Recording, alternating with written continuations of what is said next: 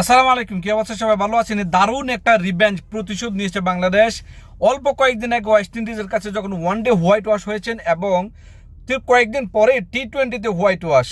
Wow, সেরকম 80 রানের একটা জয় বাংলাদেশের। জাকের আলী, বাহ, 41 বলে 72 রানের একটা ইনিংস। আর যে দর্শনীয় ছয়গুলো মারছে বা আমরা যারা দেখছেন, অসাধারণ ছয়, অসাধারণ ছয়। জাকের আলী যেভাবে খেলেছে দেখার মতো খেলেছেন। তো পারভেজ হোসেন ইমন যে 21 বলে 39 রান করেছেন, এটাও অত্যন্ত ভালো ভালো লেগেছে।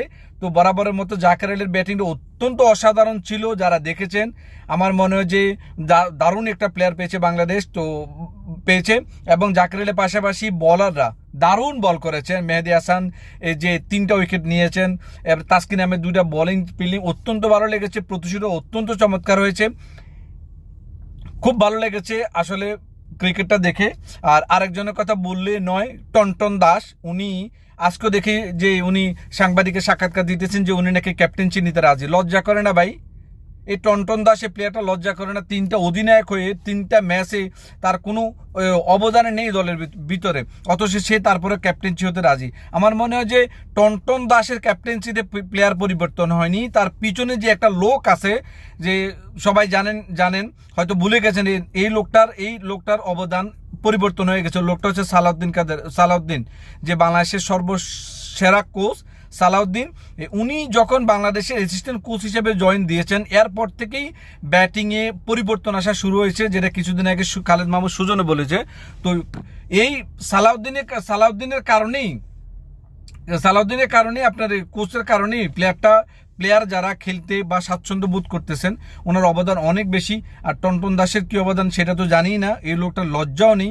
3টা ম্যাচ যে কী করেছে, আর অসাধারণ খেলেছেন। টি-20তে বাংলাদেশ সচরাচর এত ভালো খেলে না।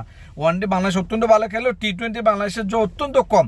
আর বিদেশি মাটিতে আবার সেই ওয়েস্ট ইন্ডিজের বিরুদ্ধে যারা দানবীয় দল, ওদের শুরু থেকে শেষ পর্যন্ত ওরা সবগুলো দানব। টি-20তে একটা ব্র্যান্ড। তো সেই দলকে ওদের দেশে হোয়াইট ওয়াশ করাটা বাংলাদেশের জন্য অত্যন্ত গর্বের একটা বিষয়।